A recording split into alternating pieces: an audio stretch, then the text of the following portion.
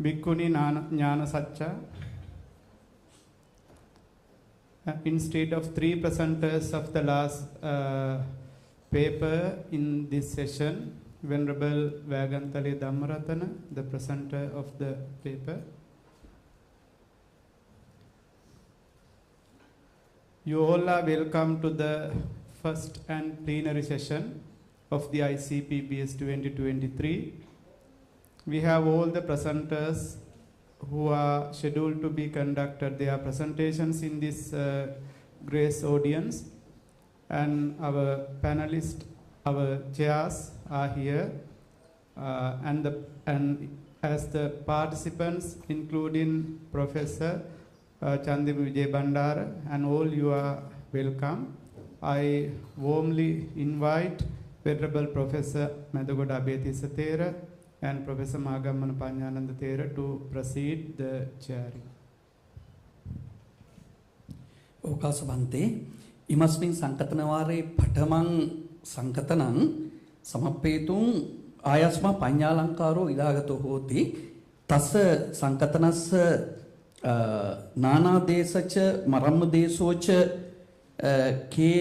Kena Karena, Buddhavajanang, Pali Vyakaranang, Parya Punatiti, Vimansanang Nama, Attano Tapanang. Either Patavetum, Pakasetum, Patamang Aradanang Karomi.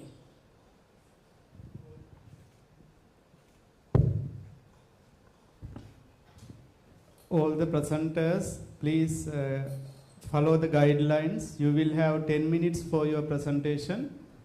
During the 10 minutes, you have to conclude your presentation. I think by 8 minutes later, just after completing 8 minutes, sound will be going on. Then you may remind that you have to conclude within 2 minutes, right? Yeah. So we have to manage our time management properly. Therefore, by considering that, please follow the guidelines properly. Over to you, Venerable. Variganda namama bhu ariganda namamiya Arida Bodha Majidama Andam Bariyo Sana Sangha Iti Dena Radanana Namami Unamamani Mahatirija Tiranu Tirija Amani Banya Langaro Namazazana Desoda Majiriya Winia Daro Ubado Vivengago Ira Eka Bidaka Daro Ida Sari Jayavarana Buddha Nikila Wajale Pali and Buddhist Wise Dohomi Idani Mamaza Badana Wizaya Karana Nama Nana Desaza Marama Desosa Kina Karina Buddha Vajana Bali Pyagaranambriya Bunanditi Vimansanam Nana Desanam Balenja Anyanja Basandarambriya Bunani Bachavajananja Pyagarana Jadang Jadi Imeza Andaran Desawa Briya Bunandi Marama Desabana Visesa do Bali Briya Bunani Pyagarana Zada Mewa Briya Bunandi Na Bali Wajana Idani Zabana Nana Desabi Bali Briya Bunezu Marama Desabana Ko Bana Wado Adikaba Kala do Bataya Yawaja Danabi Yawa Dayuga Ayukaba Bamana Balimbriya Bunezu Abiza Deka Banyana Abba Madagawa Bali Gozanla Hondi Deka Chika Briyadi Wizarara Manda Bodina Bana Yanwa Danwa Janana Madanwa Kazama Eon Hosen DJ Briya Bunana Widi Nayu Badesana Wizadi Sadi Sari Langa Marama de Yo Tirawara Desaja India Nepal Europa Piana Echadisu Eka J Mahayana Dechaja Boda Wajana Bali Briya Bun Boda Balenja Briya Bunesu Abija Dehi Baza Hohara Wazina Angalicha Jama Fara Desa Dihi Madu Baza do Anyang Gari Red Baza Wajanambi Bria Bunezu Sababi Europa Baza Wajanani Indo Europa Baza Wansowa Pali Sakadena Sade Awashata Iti Iranian Basabi Indo Aryan Wansa Mewadi Pachima Desiasu Desana Bogala Nama Pali Sakada Sambandina Sade Enkalia Basayabi Jama Pram Basayabi Bri Bonanka Doa Basandaram Bri Hote Doa Bria Budezu Kachayana Ganta Sakada Ganta Gata Nit Pada Rupa Sede Bri Name Doa Bria Bunezu Bali Sada Nayu Badisina Kachayana Sa Bri Wara Maukalanancha Pada Rupa Sedicha Bria Bunezu Marama Desiana Bana Bali Byakaranang Badanang Kadawa Bria Bunandi Sada Gusalowa Sahecha Bandi Dodi Manasi Kadawana Adi Batama Sagala Kachayana Byakarana Agamana the Jayandi Tata Nama Ganadi Pada Ruba Sedi Asa De So Data De Bayocha Anyani Bali Marama Kari Pasandara Bari Hodi Dancha Abidamata Sangahocha Dwemadika Jaduka Dika Sodandika Madika Dadukata Yamaka Batana Suboda Lankara Bidana Odo de Yesucha Agamanam the Jay Duabria Bunesu Ewa Makarina Bali Piagarana Bria Burandi Hodan Hedan Marama Hoharina Yadagan Nawa Warang Kachayana Piagarana Bria Bunadi Bali Chahe Jambana Dadagang Apaka Abba Madagang Wa Jana Didi Wasani Bandi Sada Nidi Tadu Malaja Basane Krizucha Upa Nidaya Borani Marama Desi Pagan Paya Enwa Kalisu Sakada Chika Bandeja Bahudara Hondi Idani Chabana Amaga Marama Desi Sadu Wasi Sadu Nawodi Wasiko Tigayugo Teri Abadana Dibani Adi Kanta Karago Mama Chariyo Marama Rati Sangha Mahanayaka Okata Mahatira Deyocha Anyecha Abba Matakan Yiwadi Imangatan Wodawa Mama Sakacha Gatan Parisama Banatan Wa Ida Gada Mahatira Mama Meda Jajariya Sava Dukha Byabai Barimo Jandu Zogiga Idisa Baneti Daneti Dandi Netankada Idam Bada Sabi Sankaten Yudami Bandi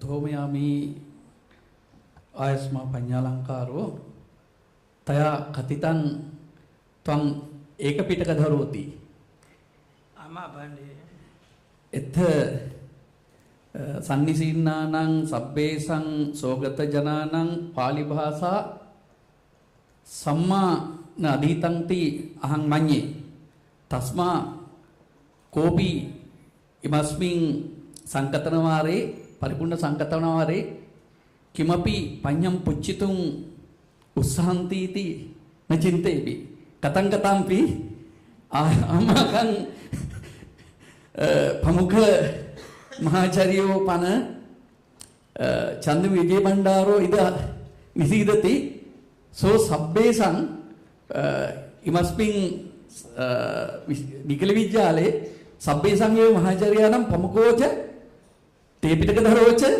Pali භාෂායි චේකෝච හෝති. තස්මා කිමපි පඤ්ඤම් පුච්චිතුන් අත්ති මහාසය ඉද තව වාරු.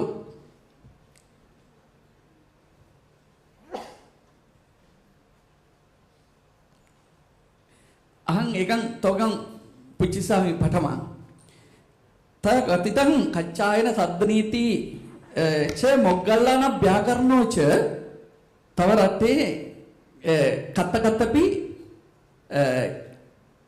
තේ උග්ගහන්ති තත්ත කතමං පමුකං හෝති.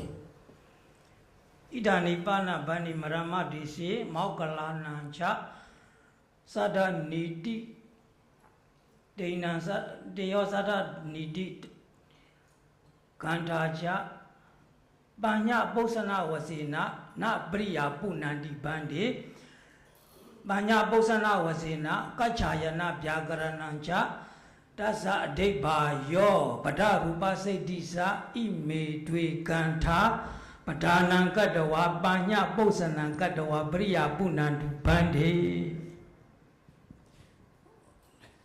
Sama Byagatan.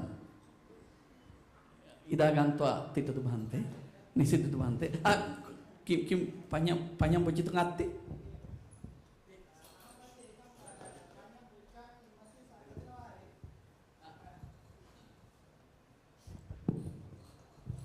Ambante ekam panjang pucang gasmin sangkatana ware to ambante kinje depi buddha vacanang පරියාපුනන්ති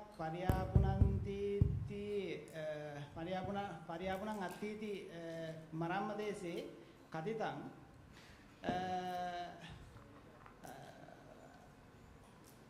සද්දනීති ව්‍යාකරණම්පි Moggallana ව්‍යාකරණම්පි Kaccayana ව්‍යාකරණම්පි කතිපය ව්‍යාකරණානි Pali භාෂාය අත්ති තං කිම් මඤ්ඤසි බන්තේ කිමානු කතිපයානුකාරේන මරම්ම දේශේ බුද්ධ වචනම් පරියාපුනින්තු සද්ද නීති ව්‍යාකරණානුසාරේන ඕ මොග්ගල්ලාන ව්‍යාකරණානුසාරේන ඕ වා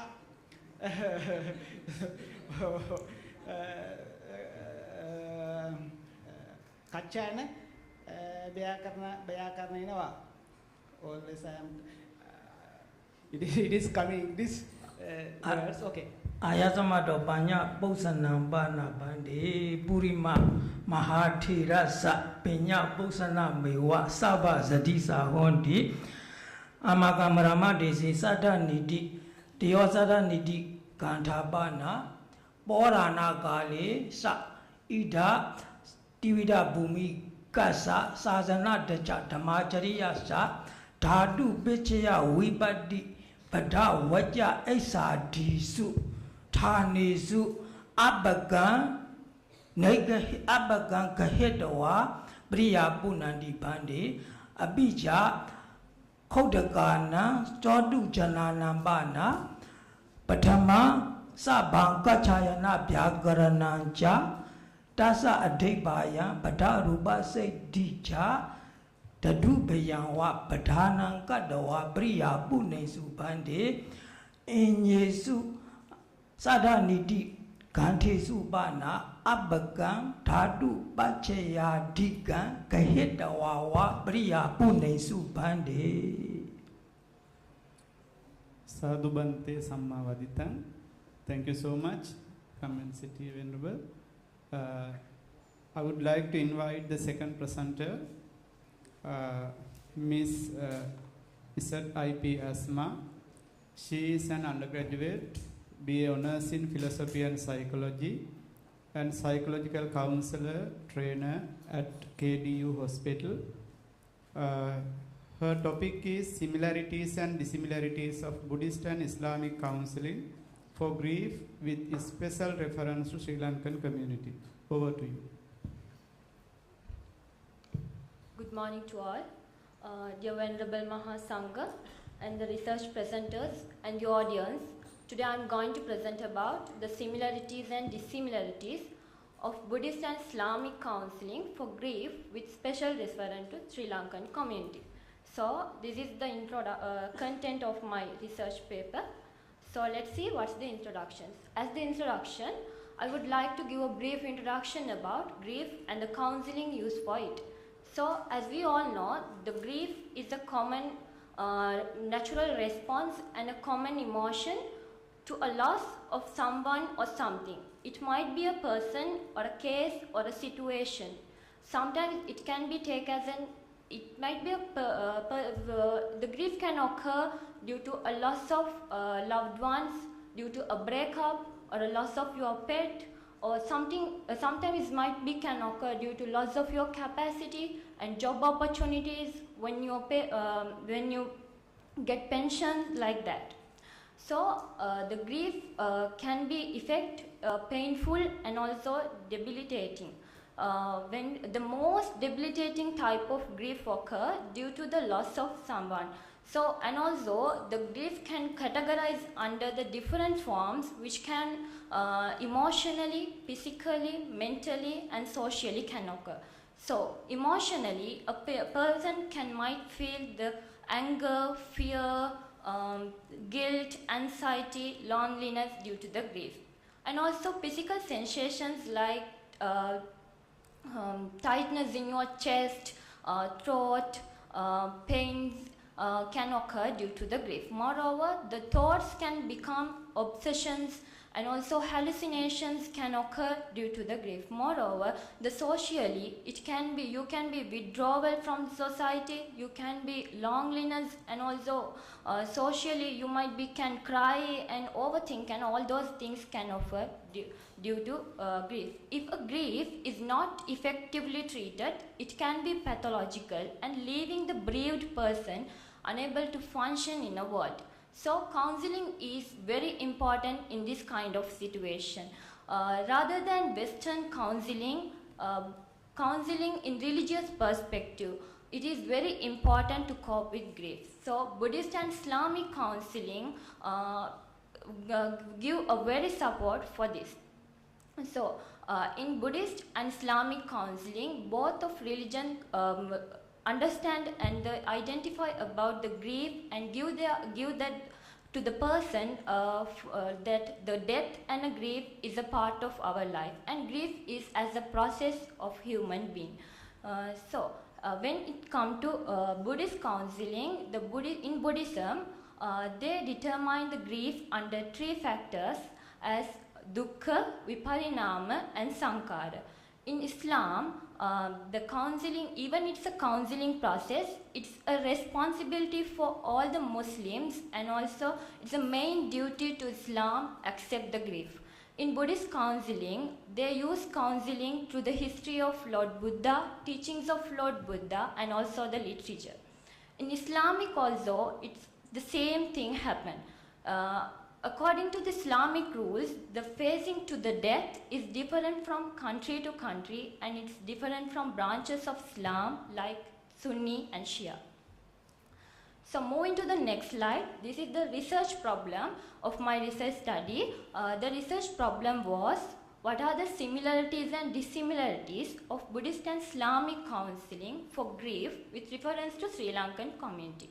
So, because in Sri Lankan context, most of the research papers were done based on the topic of nature and the grief, natural disasters and the grief, war and the grief, but it's not, there is no any research papers determine about the similarities and dissimilarities with the Sri Lankan community religious perspective. So that's why I choose this one as research problem. So moving to the next slide, research objectives were categorized as general objectives and specific objectives. Under the general objective was to explore the similarities and dissimilarities of Buddhist and Islamic counseling for grief with special reference to Sri Lankan community. As specific objectives, to identify the similarities of Buddhist and Islamic grief counseling, to identify dissimilarities of Buddhist and Islamic grief counseling, to determine the nature of Buddhist and Islamic grief counseling within Sri Lankan community. So, the research, under the research methodology, the research study area is Sri Lanka, and the source of data was collected under primary sources and secondary sources. Structured questionnaire and also the discussion was used in primary source, and secondary source, the research papers, related books, documentaries and journal articles were used.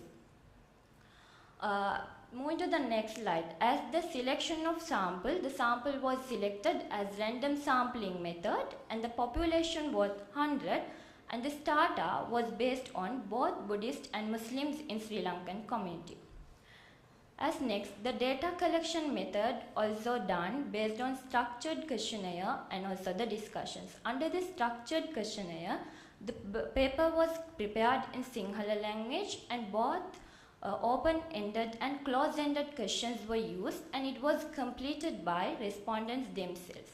For the discussion, only 30% of respondents participated for the discussion with the willingness of them. And also, as next, the data analysis. The data analysis was done based on mixed method. Under the mixed method, quantitative data analysis and also the qualitative data analysis was used. As the quantitative data analysis, the structured questionnaire was coded in SPSS, then after that the data was analyzed and determined through the data chart, tables and pie charts, and also descriptive methods also used. As the qualitative data analysis, the discussion method was used based on the 30 respondents. As the results and discussions, the results predicted that in both Buddhist and Islamic grief counseling uses religious problems, life stories, teachings, literature of their religion to cope with them, cope with the grief. The life story of Prophet Muhammad and also the multiple losses of his loved ones are beneficially used in Islamic grief counseling to deal with the grief, and also in Buddhist counseling also the life story of Lord Buddha and his teachings also used. And also the results reveal that not only the religious leaders of those religion, but also the life story of other religious icons in that religion use them to, as grief. As an example, in Islamic community, the story of Ibrahim Nabi used to use for grief counseling, and also in Buddhist counseling, they use the story of Lady Ubbari, the story of Vishaka, the story of Kisa Gautami, and story of Patachara as a therapeutic technique under the grief counseling. And also the study of the results and discussions determined that both religions use mindfulness techniques to restructure the cognitive and behavioral changes of human due to grief. Moreover, in both religions, they spend time with praying and reciting religious books. In Islamic community, the Islamic grief counseling reveal that the Muslims recite hadith and surah from Quran and engage the 5 times of praying to come out from their grief. And in Buddhist also, Dhamma book engage time with Dhammapada. And also, in both religious counseling involve that charity works and alms giving. Moreover, Buddhists listen to Pirit chanting, Simons and Muslims listen to recitations of surah and Islamic bayans as well. Most of the time in grief counseling in Islam, it is based on the spirituality than the Buddhist counseling. Even in Buddhist counseling, the spirituality can be seen, but in Islamic counseling, all those things based on the Allah. So they think that all the things is Muslim believe that the suffering, love, joy and all the things come derived from Allah, that Allah is the one who is giving the strength to them. So, according to the Islamic counseling, they reveal that a person should be cry or grieve under the grief in 3 days. After that, they are permissible to cry and express their grief over the death and the loved ones. So this is the conclusion of my research paper. The empirical results concluded that the grief counseling play an important role within the Sri Lankan community in both perspectives, from Islamic and also the Buddhist. And also it helps to cope with behavioral transformation, enhance mental development and cognitive transformation than Western counseling. And also there are more similarities than dissimilarities in both religious counseling. So these are the recommendations of my research. So it is recommended that to eliminate the importance of Buddhist and Islamic counseling for various psychological problems, not only for the grief, and also it is recommended to aware the people about Buddhist and Islamic counseling process for grief based on the psychotherapy. And Buddhist and Islamic counseling may beneficial for both clients and counselors to enhance and promote empathy, compassion and self-care. That's all. Thank you.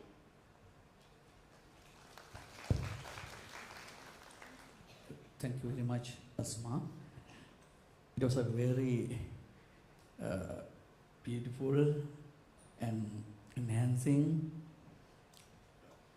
presentation. However, I also have a question. Recently, one of my Muslim friends, he passed away, and I made a call to the wife. She told she's in Ida.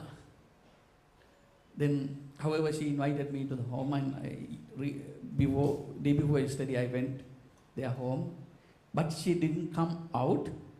The children and the other relatives, they met me. They told 4 months and 10 days. They are staying inside for some, to release their grief, and there are some other customs for a wife. So my question, why they are staying 4 months and some more days inside the home, but only 3 days for the male, but female 4 and I think 2 weeks. Because it is not a must to stay for males inside the home. It is recognized, and it was told to stay women because to check whether they are in a pregnancy, and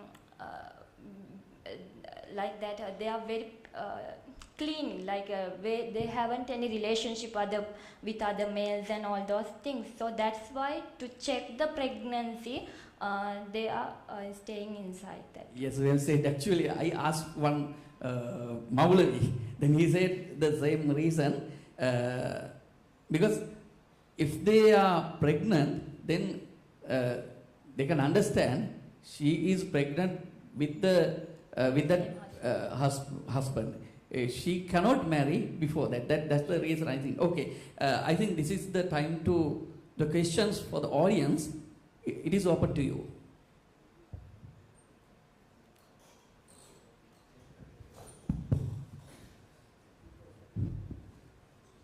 Thank you very much for your presentation, Asma. Actually, I don't know whether I am correct because I don't know about your religion and everything. That is why I asked this question. What I want to ask you is that you mentioned about the grief incident recorded in the Buddhist texts like Kisa Gautami, history of Kisa Gautami, history of Patachara, something like that. So what I want to ask you is that, Asma, like that grief incidents have been recorded in your Quran or somewhere, Quran or the commentaries on Quran or somewhere in your religion. That is what I need to ask you. I don't know. So grief incidents. Yes, it is The recorded. stories of grief incidents. I mean. Yes, it's recorded in Quran, and most of the time to the story of Prophet Muhammad Nabi is also there are some incidents when his mother passed away, like that. So those are the stories that used by us to cope with the grief. There is only one story. I told the story of Ibrahim Nabi. There are many more. Okay. Thank you. One more question. We can give chance for one more question. Okay. Take the mic. I'd like to ask you a question, not as a Buddhist nun, but as someone from the healthcare profession. I worked as a nursing lecturer and nurse educator in Singapore for 17 years. So I have some experience with research. So you mentioned that you used mixed method and you have 30 samples and you are using SPSS. But according to the nature of your research, it is more on descriptive, you use descriptive method as well. This is what you mentioned. So I'm a bit confused because when we are checking on the similarities and dissimilarities of the Buddhist counseling and the Muslim counseling, I'm not much into the religion, but I'm more on the scientific research. So it's like when we are doing this kind of similarities and dissimilarities, how do you choose the sample? Like you mentioned that there are 30 samples. So these 30 samples, what is your, how do we say that? What is your criteria for choosing your samples? Are they all from the Muslim background or are they all from the Buddhist background? And when you do the that kind of quantitative research, what type of method do you use? Is it randomized control trial or what type of quantitative research do you use? And what type of SPSS do you use? Because this is very, how do we call that? More when I feel that this is my, it may be wrong because I am discussing with you not from the perspective of the religion, but from the perspective of scientific research. So when we do this research, we need to be careful. We don't have the bias of the research. So this is my question. How do you choose the sample? And what, okay, I will stop it here. Please Only for raise the the sample. direct questions since we need to Only for the manage our sample. time. She Only is for- asking, how did you use the sampling methods and the qualitative method to a research like this, a comparative study? I use random sampling method, and for the qualitative one, I use the discussion method. When the respondents' only willingness, based on the respondents' willingness, I selected the data. So it's based on two religions, from Buddhist and Muslims, both from two religions. I use qualitative data method. Okay, I think that was a wonderful presentation. I would like to suggest you to go through, in depth in relation to the Buddhist teachings, like which is found in discourses. Like there are so many discourses that can be utilized to reduce the sorrow, and that can be used to the counseling for the sorrowfulness, right? Thank you so much for your nice presentation. And I would like to invite the third presenter of this session, Miss M.D.S.H. Chandrapala. She is a former temporary assistant lecturer of the Department of Pali and Buddhist Studies, University of Sri Jayawardhanapura. Now she is a temporary assistant lecturer at the Department of Pali and Buddhist Studies, University of Ruhuna. Her title is A Comparative Study on Buddhist and Modern Educational Objectives. Over to you, Miss.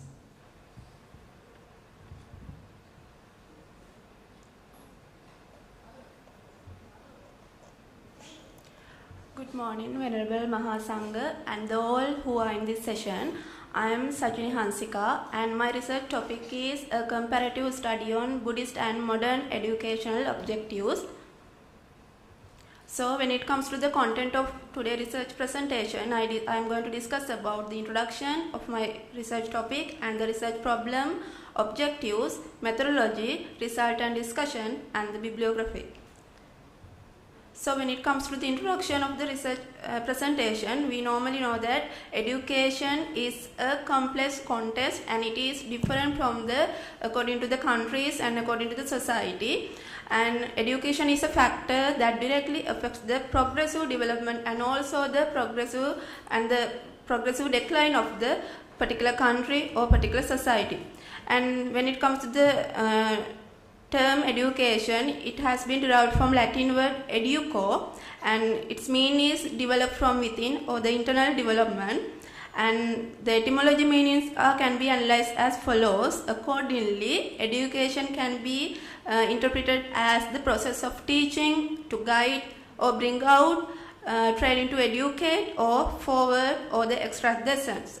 Normally, education is the continuous process from the mother's womb to the tomb. So, it can be emphasized that the education is a combination of the process that related to the teaching, guidance and training. We can't give a certain definition about the term education because it is different from to the countries and from to the various societies. And when it comes to today I'm going to presentation conducted about the objectives, especially educational objectives about the modern educational objectives and the Buddhist educational objectives. So educational objectives have a special place in the concept of education. So here I am going to conduct this presentation about Buddhist and modern educational objectives. So when it comes to the research problem, the problem of this research is what are the objectives of Buddhist education that can be used to achieve the desired objectives through the modern education. So the main objective of this research is to examine what are the objectives of the Buddhist education that can be utilized to make the effective use of the objective of modern education. So when it comes to the research methodology, qualitative research data analysis method was used by this research, and I obtained data by using primary and secondary sources, dictionaries, academic articles, and these sources related to the Buddhist education and also the educational objectives. So this research did by analyzing the relevant data obtained from above sources. So normally objective is a future prospect or the future target that we plan today. So the future prospect expected through the education are called normally educational objectives. We know that any institution there are objectives and they plan various objectives according to the contemporary social, economic and cultural situations. As it is mentioned by Plato, educational objective is to produce a good citizen and also inculcate the spiritual purity. And the John Dewey have been interpreted about the Buddhist education, and according to him, the objectives of education is living. So objective of the education is living, as it is mentioned by the John Dewey scholar. So here as I present about the modern and Buddhist educational objectives, firstly let's discuss what are the modern educational objectives. So the main two categories of modern educational objectives are here. Accordingly, personal educational objectives and the social educational objectives. The individual and the society has a connection about when it comes to the education concept of the education. Therefore, personal education objectives and social education objectives can be categorized when we study about the educational objectives. When it comes to the personal education objectives, applying for the individual development and creating mental and physical well-being, personality and characteristic development, and make an opportunity to find a profession can be get under the personal educational objectives. Under the social education objectives, it can be mentioned as developing the higher mental qualities to spend personal and social life effectively, and giving an understanding on the social heritage and enhancing the national and international understanding are the social educational objectives in the modern education philosophy. So here I comparatively discuss about the modern and Buddhist educational objectives. In the Buddhist education objectives also has the set of educational objectives we can see, and the basement of the Buddhist education philosophy is the discipline is the basement. Bahu Satchancha Sippancha Vinayocha Susikito. Accordingly, wisdom, skill and the discipline are important thing as it is mentioned in Mahamangala Sutta. And also, the Buddhist education have paid attention for the both mundane and super mundane development. When we compare with the modern educational objectives and the Buddhist education objectives, I mentioned before that the two categorization of the modern education objectives are personal development and the social development. As in Buddhism also, there can be two categorization as it is in modern education philosophy. Accordingly, personal and social development are can be seen in the Buddhist educational philosophy. Accordingly, Buddhism has also have paid attention about the physical and mental development of the people. Buddhism teaches us the importance of the healthy and the importance of the hygiene of the physical and mental development, and also other thing is the personality development, and other is characteristic development. The theory of knowledge is not enough, and the practical usage is the important thing as it is in both modern and Buddhist education objectives. And the two main objectives can be seen further in Buddhist education philosophy as external development of the individual and the internal development of the individual. When it comes to the external development of the individual, Buddhism teach in the many suttas like Sigalovada, Pattakamma, and also the Aganya Sutta also explains for developing economic and political and social for the teachings regarding the economic, political and social life for the development of the individual life. And the internal development means the spiritual development. Accordingly, meditations like metta meditation and such various types of meditation have been indicated in Buddhism for the development of the spiritual development and also the internal development. So accordingly, it can be concluded that the both education objectives are same in modern and modern education philosophy and also the Buddhist education philosophy, but they only follow only the theory, but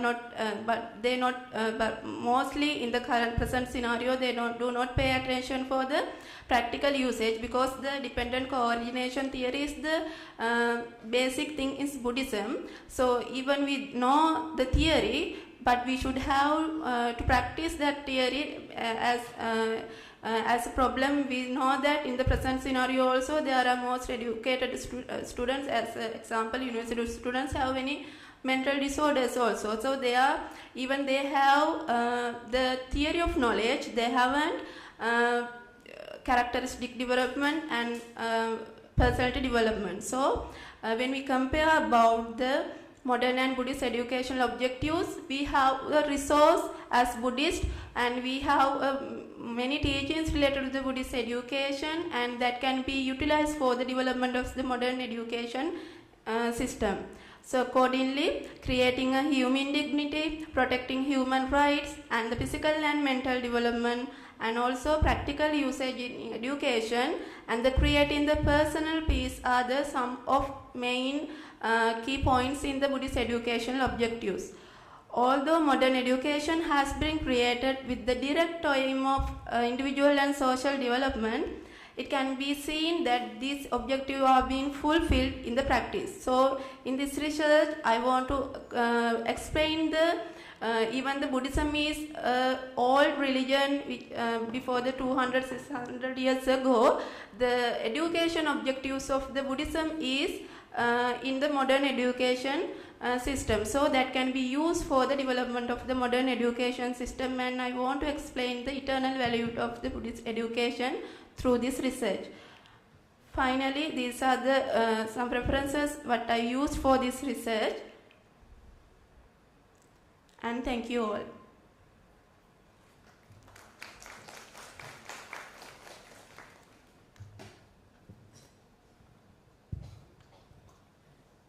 It is the time for the questions. I think our audience, mainly the students, they are too much silent.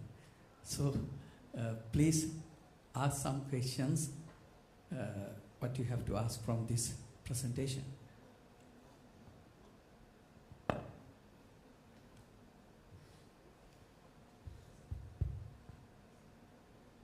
Since the audience is silent, I suppose that there is no question. Therefore, thank you so much for your nice presentation, Miss. Without wasting time, I would like to invite the next presenter. Next presenter is Miss Inusha Udayangini Ratnayaka. She has obtained her BA Honours in Mass Media from the University of Colombo, and Masters of Buddhist Studies from the Buddhist and Pali University of Sri Lanka. So thank you. I would like to invite you to present your paper. Her presentation is on understanding the modern psychotherapy tool CBT through Buddhist psychotherapy and analysis. Over to you. Thank you, sir. My dear teachers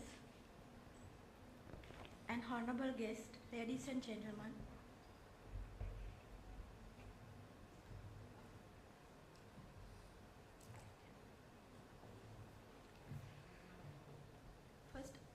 First, I would like to pay my gratitude to the organizers of the University of Sri Jayawardhanapura,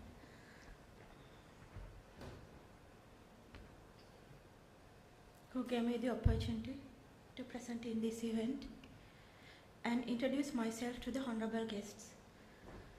I am a research student from Pali and Buddhist University of Sri Lanka, and the topic of my research was gender issues, a study based on early Buddhist scripts for my research master. However, today I am going to talk about a sensitive and nowadays talking topic. It's about understanding modern psychotherapy tool CBT, or cognitive behavioral therapy, through Buddhist psychotherapy and analysis. What is Buddhist psychotherapy? In here, I would like to refer the healing and preaching methods used by the Lord Buddha himself, not the so-called modern Buddhist psychotherapy. Lord Buddha used transformative leadership of his supernatural leadership, and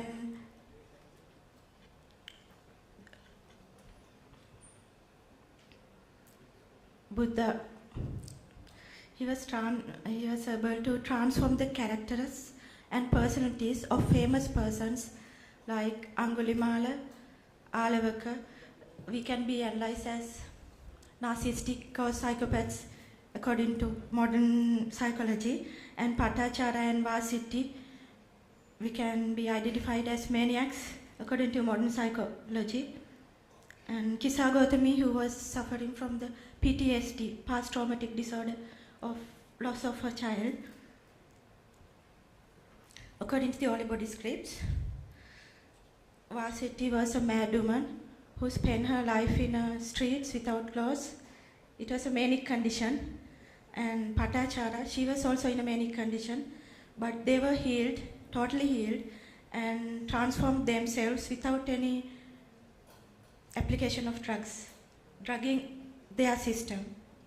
According to the Holy Body scripts, highly advanced techniques and tools such as creating visuals, which were used to transform Kema and Rupananda, may be hypnotized. It's upon to your discussion. And reading the state of the subconscious mind of the patients. Like reading the Asaya and Anusaya of the people's subconscious mind and giving the preachings according to the state of that mind.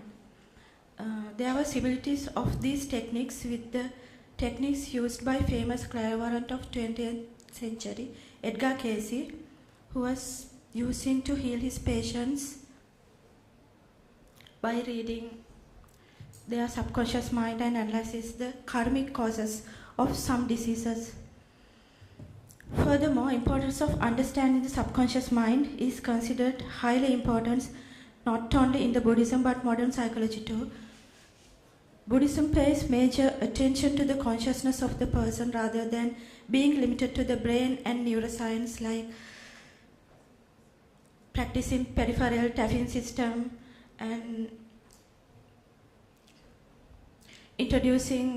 creating new neuropaths on the brain by doing talk therapies and other techniques. In modern psychotherapy, Sigmund Freud is a famous Western neurologist who explained the importance of subconscious mind in treating and healing the minds of patients. Mana or Mano in Buddhism is not the brain but the consciousness, which contains consciousness and subconscious mind. On the other hand, CBT based on creating new neuropaths in brain to escape the negative cycle of behavior created by the negative thought patterns.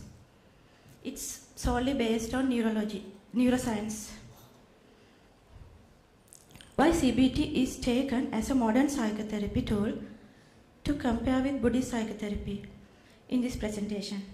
Because it says, I'm not talking about the similarities, I just want to do a comparative discussion in this presentation, because it says that your thoughts and feelings can change the behavioral patterns of your life.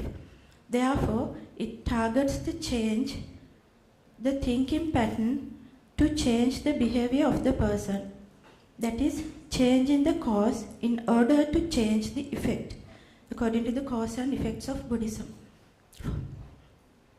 In Buddhism, mind is explained in famous Dhammapada Gatha like this: Mano Pubbangama Dhamma, Mano Setta Manomaya, which means mind is prior to all, mind is superior to all, and everything is mind-made. If we take a look at the famous women in Buddhist history such as Patachara, Kisa Gautami, Vaseti, who were managed to process their minds with the positive patterns to escape from the vicious cycle, they were lucky to meet a true healer who can read the state of their subconscious mind to change their thinking patterns, behaviors and characters to achieve the complete full state of mind called liberation from the worldly issues, to get away from the vicious cycle, or maybe we can call to get from the so-called metrics, as today's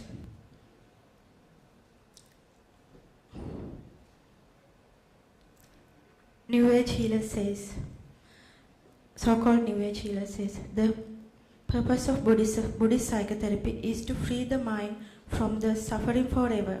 But the purpose of the Western psychotherapy is the well-being of person's day-to-day life. I would like to give this opportunity for open questions because I'm sorry, I don't have a very organized presentation, but I like to give any chance if anyone like to ask questions in any language. Modern psychotherapy saha Buddha Thank you so much. Thank you so much for your presentation. Now I would like to open the discussion for the audience. If there is anything to raise your voice and ask any question from any language as he suggested.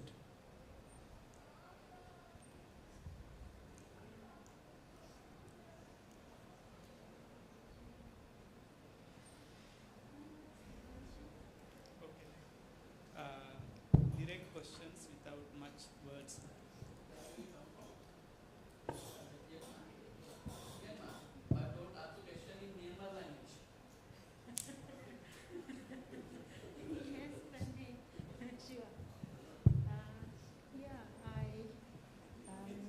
Okay, I heard in your presentation that there are some similarities between the Buddhist philosophy and the CBT.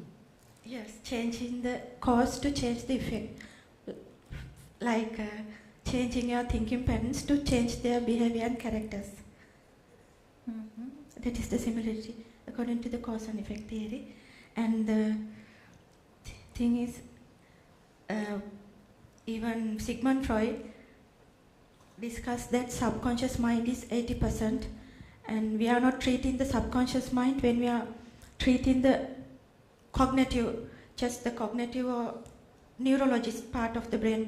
We are dealing with the brain chemicals and the brain in the modern psychotherapy.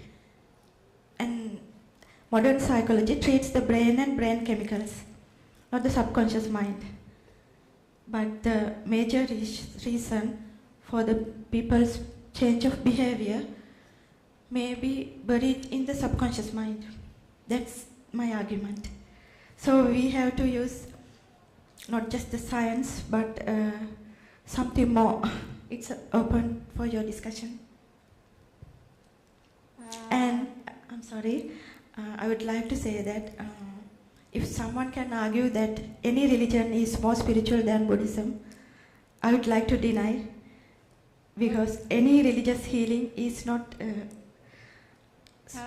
Yes. To make my point clear, Yes, please. I am not discussing from the point of religion. I'm discussing from the scientific research. So now, when you are saying there are similarities, yes, it would be good if you go through the CBT. What is CBT? Cognitive behavioral therapy. How it is trained. Then, like, it is kind of conditioning the behavior. So it will be very much relevant for your research if you go through this way, so that your research will become more clear for the listeners to understand as well. Thank you. Thank you. Thank you very much. Okay, thank you very much. I also like to suggest you with regard to the Buddhist and modern psychotherapy tools through CBT and some other teachings related to that. There are so many Buddhist teachings which can be found in Sutta Pitaka, which are mostly related to these subjects. We have experts here like Professor Chandima and some other scholars here. So there are so many Buddhist discourses that can be utilized to prove your idea with reference to Buddhist teachings. But while doing this kind of research, we have to go in depth on those points so that developing the concept into a very maximum level, right? Thank you so much for your presentation.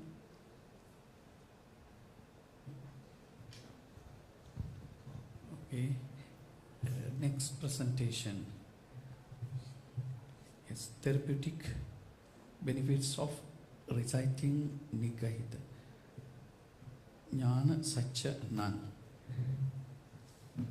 She is a PhD holder of Sri Javatarpura University.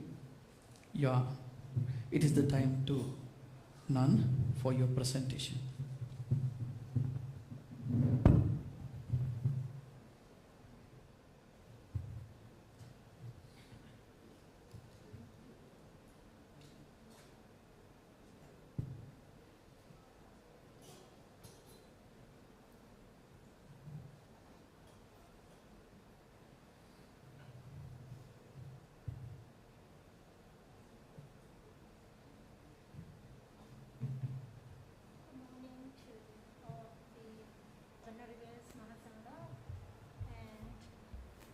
Committee members of this 16th International Conference of Pali and Buddhist Studies, and my fellow researchers.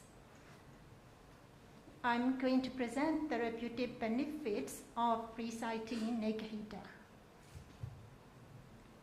These are my keywords of this presentation: Nikahita, Hami, therapeutic benefits, physical well-being, and mental health.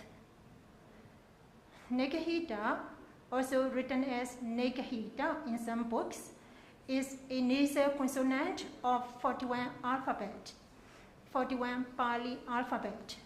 There are two types of Nikahita. Pure nasal Nikahita, which is written by Roman letter as M with the dot underneath, or M with the dot on top, or N with the hook. Voiced nasal Nikahita are all the last letters of 5 Vargas. When we pronounce the pure nasal Nikahita, you need to pronounce it with a closed mouth while exhaling through the nostrils, like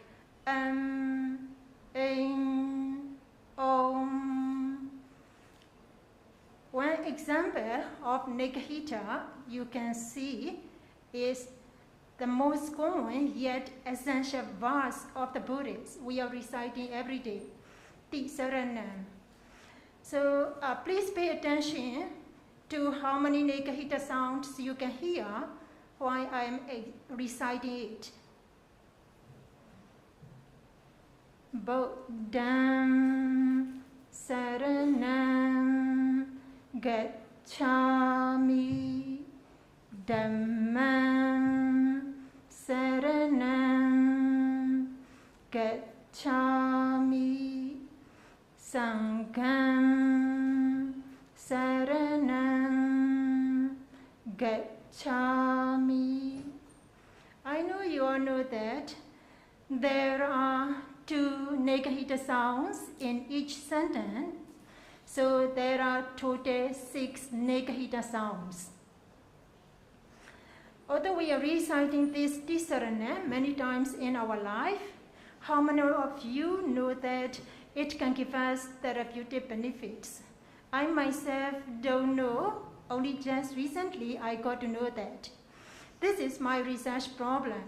Scientific studies have proved that humming while exhaling could give numerous medical benefits. However, therapeutic benefits of reciting Nikahita is not yet discussed among Theravada Buddhists. This research is aimed to recommend future research on the therapeutic benefits of reciting Nikahita, and to motivate the Theravada Buddhists spiritually for their recitation of Dhamma verses which contain Nikahita sounds. I use qualitative textual analysis on the medical findings of humming while exhaling and sound therapy with emphasis on Nikahita-like sound by non-healthcare professionals. According to Johns Hopkins Medicine, humming while exhaling increases nitric oxide in our body. It helps in building and repairing the nervous system, dilating blood vessels, and enabling more oxygen to be delivered throughout our body. Homeostatic equilibrium for survival, and it reduces stress with a calming and soothing effect. That's why nitric oxide production, which is induced by humming, helps not only our physical well-being, but also our mental health. According to Weisberg and Landmark, in 2002, they found out humming greatly increases nasal nitric oxide, which plays a vital role in first-line defense against infection. It was supported by Brother D and his research team. They revealed that there is the correlation between the increased nasal nitric oxide and a clinical improvement among children with sinusitis. According to Wen and his research team, there are plenty of benefits by nitric oxide which can be induced by humming, or another way we can say which is induced by reciting Nekahita. One is vasodilator effect and bronchodilator effect. Another one is antithrombotic effect, which prevents thrombus formation in our blood vessels, which prevents blood clot formations in our blood vessels. Therefore, during the COVID-19 pandemic, in some US hospitals, they use nitric oxide to prevent thrombus complications among COVID-19 patients. It has anti-inflammatory effects as well, and nitric oxide is well recognized as an antibacterial, antiviral, and antifungal. It promotes wound healing by aiding endothelialization and collagen formation as well. Jonathan Goldman and Andy Goldman found out the science behind the humming. So they published this book, Sound Healing for Health and Happiness, in 2017. It has numerous benefits, including reduces stress, inducing calmness. It lowers heart rate and blood pressure, increases lymphatic circulation and melatonin production. Thus, it helps in our sleep as well. It releases endorphins that helps to alleviate pain and promote sense of well-being. It creates new neural pathways in our brain and releases nitric oxide, a neurotransmitter fundamental to health and well-being. Sonic practice of humming or mantra chanting is very common in Hindu and Tibetan tradition. Some of the research done on the Hinduism mantra chanting revealed that chanting helps to relax our mind and body, and it increased our mental awareness and concentration by releasing stress, anxiety, and depressive symptoms. In Tibetan chanting, it has been, the benefits has been revealed many years ago. You might have heard this Tibetan chanting, which is very popular in almost everywhere. Okay, this is Om Mani Padme Hum, Om Mani Padme Hum. So this chanting, Om, is the same with our Nekahita sound. You need to close your mouth and exhale through your nostrils. And according to some of the research, by reciting this Tibetan chanting, it will help you purify your karmic imprints, brings beneficial energy, focuses the concentration, offers protection and blessings. As a conclusion, humming is the most convenient and cheapest therapy but the effective one we can get free and easy. Because whoever has the voice to speak can practice humming. For the Buddhists, can practice Nekahita sound recitation. Thus, may I conclude my presentation with the encouragement to you all. Please hum to thrive. Thank you. These are my references.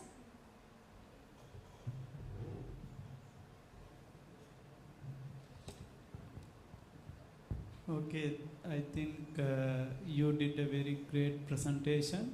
Normally we use Niggahita as a letter that we always use to communicate, but you tried to give a new interpretation to that, how it can be utilized to have a therapeutic aspect. I think since we don't have much time, we will proceed to the next presentation. Thank you so much for your coming to our university and present your paper in this grace occasion.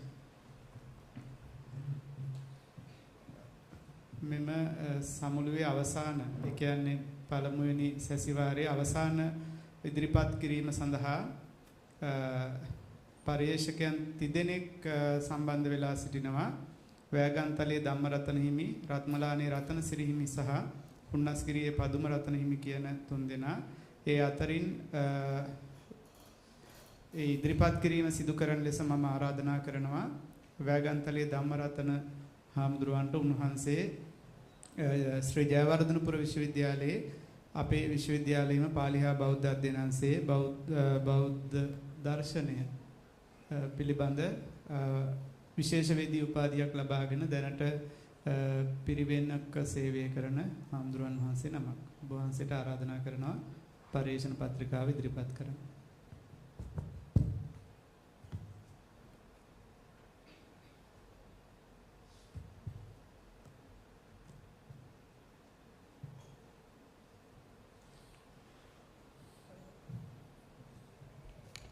මහා සංඝරත්නයේ ප්‍රදාන කොට ඇති විද්වත් සභාවෙන් අවසරයි.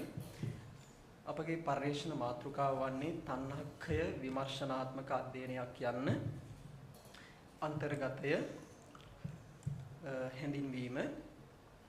දැන් පාලි ත්‍රිපිටකයේ පෙළ අධ්‍යයනය කරනකොට පේනවා තණ්හක්ඛය කියන වචනය බොහෝ තැන්වල අපට හම්බ වෙනවා. තණ්හක්ඛය කියන වචනය ඒ සෑම තැනකදීම බුද්ධත්ව ජයන්ති මුද්‍රණයේ බොහෝ තැන්වල ලබා දීලා තියෙන අර්ථය තමයි තෘෂ්ණාව ක්ෂය කිරීම හැටියට තමයි මේ තණ්හක්ඛය කියන වචනයට දීලා තියෙන සිංහල අර්ථ දැක්වීම. දැන් මේදී අපගේ අවධානය යොමු වන්නේ තණ්හක්ඛය යන වචනේ නිවැරදි දාර්ශනික අදහස විමසා බැලීම. දැන් පෙළෙහි විවිධ තැන්වල තණ්හක්ඛය යන පදය නිවනට පර්යාය වචනයක් හැටියට යෙදිලා තියෙනවා ත්‍රිපිටකයේ තුල. එතකොට තණ්හක්ඛය කියන වචනේ තෘෂ්ණාව ක්ෂය කිරීම ලෙස ගත්තොත් තෘෂ්ණාව ක්ෂය කිරීම කියලා අර්ථ ගැන්වුවොත් එහෙම ඒක සකර්මක අර්ථයක් ගම්‍යමාන වෙනවා. එවිට ක්ෂය කරන්නේ කින් ඕන. දැන් බුදුදහම කියලා කියන්නේ ආනුභූතික ප්‍රවණතාවන්ගෙන් යුක්ත පරිසමුප්පන්න අනාත්මවාදී දර්ශනයක්. බුදුන් වහන්සේ මේ පංචස්කන්ධ විභාගයේ තුලින් අනාත්මවාදී දර්ශනය තහවුරු කරලා තියෙනවා. එතකොට ක්ෂය කිරීම ලෙස ගත්තොත් ක්ෂය කරන්නේ ඉන්න ඕන. එවිට ආත්ම දෘෂ්ටියකට වැටෙනවා. බුදුදහම අනාත්මවාදී දර්ශනයක් ආත්ම දෘෂ්ටිය බුදුදහම ප්‍රතික්ෂේප කරලා තියෙනවා. එතකොට තණ්හක්ඛය කියන වචනයට දිය යුතු නිවැරදි අර්ථය තමයි තෘෂ්ණාව ක්ෂය වීම හැටියට තණ්හක්ඛය කියන වචනේ නිවැරදි වන්න ඕන සිංහල අදහස තෘෂ්ණාව ක්ෂය වීම විය යුතුයි. දැන් පාලි භාෂාවේ කී ධාතුව අකර්මණ්‍ය ධාතුවක්. ඒ නිසා බුදුන් වහන්සේ තණ්හක්ඛයෝ කියලා බුදුහාමුදුරුවෝ විභාර කරලා තියෙනවා ත්‍රිපිටකයේ තුල. දැන් තෘෂ්ණාව ක්ෂය වීම පිළිබඳව සාකච්ඡා කරනකොට මේ විශේෂයෙන්ම ධම්මපදට්ට කතාවේ 414 වෙනි පිටුවේ 407 වෙනි පිටුවේ චුල්ල නිर्देश අට කතාවේ 21 වෙනි පිටුවේ ඉතිඋත්තක අට කතාවේ 120 පිටුවේ උදාන අට කතාවේ 151 සහ චතුබාන වාර අට කතාවේ 167 පිටුවල නිදසුන් හැටියට දක්වන්න පුළුවන්කම තියෙනවා. මේදී අපගේ පරිශ්‍රණ ගැටලුව වන්නේ තණ්හක්ඛය යනු තෘෂ්ණාව ක්ෂය කිරීමද ක්ෂය වීමද යන්න අධ්‍යයනය කිරීම. පර්යේෂණ විධික්‍රමය මේ මධ්‍යනයේදී පාඨ විශ්ලේෂණය සහ සන්දාර විශ්ලේෂණය කියන විශ්ලේෂණ ක්‍රම දෙක සහ බෞද්ධ තදන්නේ ප්‍රාථමික හා ද්විතීයික මූලාශ්‍ර භාවිත කරන්නට යෙදුණා. මේ නිවනට ත්‍රිපිටකයෙන් හමුවන පර්යාය වචන තියෙනවා අසංකතං අන්තං අනාසවං සච්ඡං පාරං නිපුණං සුදුද්දසං අජරං දුවන් අපලෝකිතං අනිදස්සනං නිප්පඤ්ඤං සන්තං අමතං පනීතං සිවං කේමං තන්නක්ඛයෝ අච්චරියං අබ්බූතං අනීතිකං අනීතික ධම්මං නිබ්බාණං අභ්‍යාපච්චෝ විරාගෝ සුද්ධි මුත්‍ති අනාලයෝ දීපෝ තානං ලේනං සරණං පරායනං විදියට මේ නිවන හැඳින්වීම සඳහා ත්‍රිපිටකයේ පර්යායව තන්නක්ඛය කියන වචනයට පර්යායව යෙදিলা තියෙන වචන. ඊට මේ ත්‍රිපිටක මුද්‍රණයේ පරිවර්තනය කරලා තියෙනවා තෘෂ්ණාව ක්ෂය කිරීම කියලා චුල්ල නිර්දේශපාලි පරායන වර්ගයේ 26 50 450 618 වෙනි පිටුවල ඒ වගේම තෘෂ්ණාව ක්ෂය කිරීම හැටියට කුද්දක නිකායේ 11 12 වෙනි 112 පිටුවෙත් ඉතිඋත්තක පාළියේ 439 වෙනි පිටුවෙත් අංගුත්තර නිකායේ 488 වෙනි පිටුවෙත් සහ අංගුත්තර නිකායේ තික නිපාතය ඒ වගේම සංයුත්ත නිකායේ බ්‍රාහ්මණ සංයුත්තේ 248 වෙනි පිටුවේ සහ සංයුත්ත නිකායේ සත්‍ය සංයුත්තේ මේ තණ්හක්ඛය කියන වචනය තෘෂ්ණාව ක්ෂය කිරීම හැටියට පරිවර්තනය වෙලා තියෙනවා. තණ්හක්ඛේ ශබ්දකෝෂවල අර්ථ දක්වලා තියෙන ආකාරය තෘෂ්ණාව ක්ෂය කිරීම නිවන හැටියට පාලි සිංහල අකාර ආදී යොදලා තියෙනවා. ඒ වගේම තෘෂ්ණාව ක්ෂය කිරීම හැටියට පාලි සිංහල ශබ්දකෝෂයේ මඩිතීවල සිට සුමංගල හිමියන්ගේ ශබ්දකෝෂයේ යොදලා තියෙනවා. අට කතාවල සඳහන් වෙලා තියෙන ආකාරය තණ්හාව පිළිබඳව තණ්හක්ඛේ පිළිබඳව ධම්මපදට්ට කතාවේ 414 එහිම 407 ඒ වගේම එහිම 412 සහ චුල්ල නිර්දේශ අට කතාවේ 21 වෙනි පිටුවේ 105 පිටුවේ ඒ වගේම ඉතිඋත්තක අට කතාවේ 120 වෙනි පිටුවේ සහ උදාන අට කතාවේ 151 වෙනි පිටුවේ සහ චතුබාන වාර අට කතාවේ 167 වෙනි පිටුවේ මේ විදිහට අට කතාව තුළ තණ්හාව සඳහන් වෙලා තියෙන ආකාරය. නිගමනයේ සහ යෝජනා තණ්හක්ඛය යන්න තෘෂ්ණාව ක්ෂය කිරීම ලෙස ගත් විට ඒ ආත්මවාදී දෘෂ්ටියකට වැටෙනවා. එමෙන්ම එමගින් මුළුමනින්ම සමයේ මුඛ්‍යාර්ථය අවධාරණය වන්නේ නැහැ. බුදුදහම විවරණය කිරීමේදී pāli භාෂාව පිළිබඳ අවබෝධය වගේම ධර්මාවබෝධයට භාවාර්ථ මෙන්ම නෛරුක්තිකාර්ථද එකසේම වැදගත් වෙනවා. භාවාර්ථ සලකා නෛරුක්තිකාර්ථ නොසලකා හැරීමෙන්ද නෛරුක්තිකාර්ථ සලකා භාවාර්ථ නොසලකා හැරීමෙන්ද අංග සම්පූර්ණ නිර්වෘල් ධර්මගත පරිවර්තනයක් සිදු කළ පුළුවන්කමක් ලැබෙන්නේ නැහැ. විශේෂයෙන්ම ත්‍රිපිටකාගත පාඨ පරිවර්තනයේදී මෙන්ම උභයාංශයේම එකසේ වැදගත් වන බව පෙනේ. එහින් පාලි ආදී මූල භාෂාගත දාර්ශනික ප්‍රස්තුතියන් ව්‍යවහාරික භාෂාවන්ට පරිවර්තනය කිරීමේදී එහි දාර්ශනික සන්දර්භය පිළිබඳ විශේෂ අවධානයකින් සිදු කළ යුතු බව මෙමගින් පෙන්වා දී එම නිසා පාලි මූලාශ්‍රයන් පරිවර්තනයේදී වාක් සන්දර්භයට පමණක් නොව දාර්ශනික සන්දර්භයට අවධානය යොමු කළ යුතුය. අසංස්කෘත ධාතුවක් වූ නිර්වාණය පිළිබඳ යථා ස්වභාවය අවබෝධ කර ගැනීමට හේතුප්‍රත්‍යයන් දැක්වීමෙන් හෝ පර්යාය වචන විමසා බැලීම මාත්‍රයෙන් හෝ හැකියාවක් නැති නමුත් ඒ අනුව නොනැත්තාට අනුමාන වශයෙන් නිර්වාණික ස්වභාවය තරමක් දුරට වටහාගත හැකි වන්නේය. ආශ්‍රිත ග්‍රන්ථ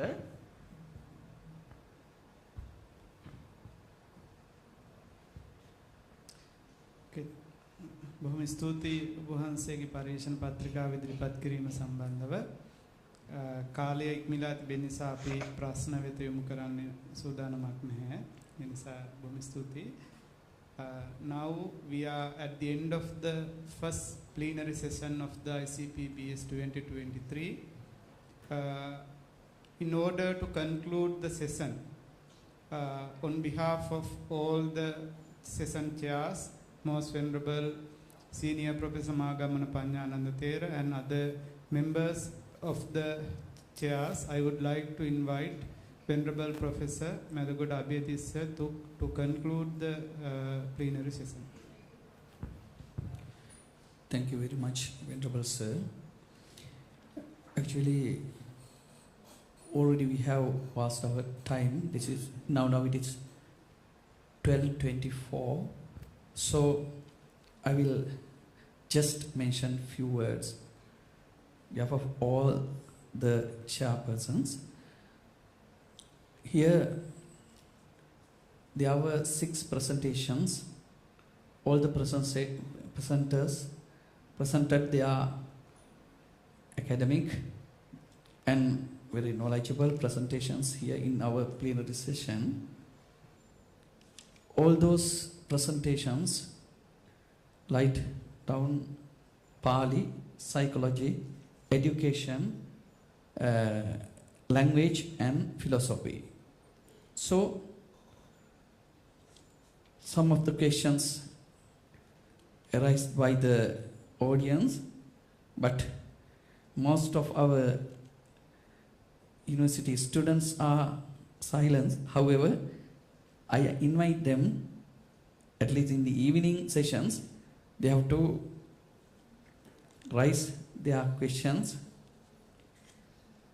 And also here I am very thankful to Venerable Kudakatnuru Vinita Thera and Venerable Chandrasiri Thera, those who were the organizers of this ICPBS Pali and Buddhist Studies International Conference. And also here, even talking without any word, Professor Chandra Vijayabandara is waiting. I think it is just like the inspection. Professor, thank you for being here with us. And here we have all the chairpersons. I thank the presenters and the audience, and it is the time to lunch and the conclusion of the plenary session. I invite Venerable Professor Yasasithera to conclude and thank the session. Thank you very much. Thank you very much, Most Venerable Sir. Now we are at the end of the plenary session of the ICPBS 2023, organized by the Department of Pali and Buddhist Studies, University of Sri Jayawardhanapura. I'm very happy to say that we all are gathered in a very important event and the first and foremost plenary session. So thank you so much for all those who participated in this session, including our panel of chairs and all the paper presenters, as well as the participants, including Professor Chandim Vijayabandara and all the students of our university, our department. And special thanks goes to the international delegations, as well as the bhikkhunis who are gathered here, and also Venerable Professor Dr. Vitarandini Chandrasiri, the secretary of this conference, and Venerable Senior Lecturer Kudakatnuru Vinita Thera, the chairperson of the conference. By concluding the vote of thanks, we will wind up this session. Thank you so much for your attendance. Now we will invite the presenters to collect their certificates. First certificate will be given to Venerable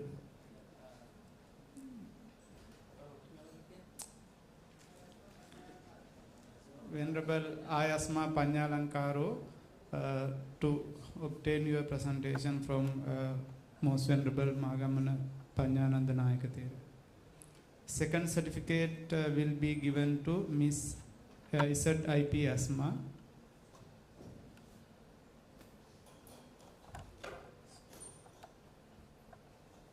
Next, Miss MDSH Chandrapala. Miss Inusha Udayangani Ratnayaka.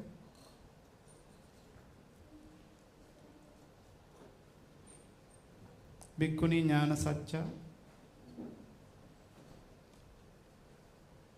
Instead of 3 presenters, Venerable Vyagantali Dhammaratana Thera.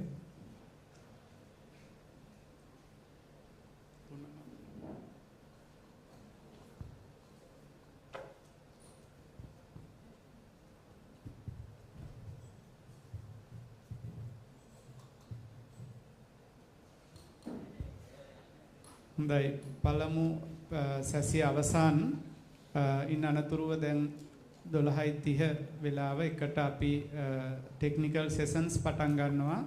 ඒ සියලුම sessions online virtual platform එකේ සිද්ධ වෙන්නේ.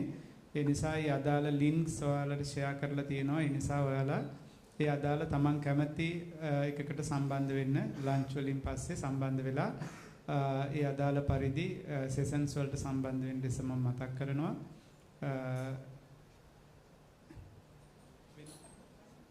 හරි. බොහොම ස්තුතියි සියලු දෙනාට.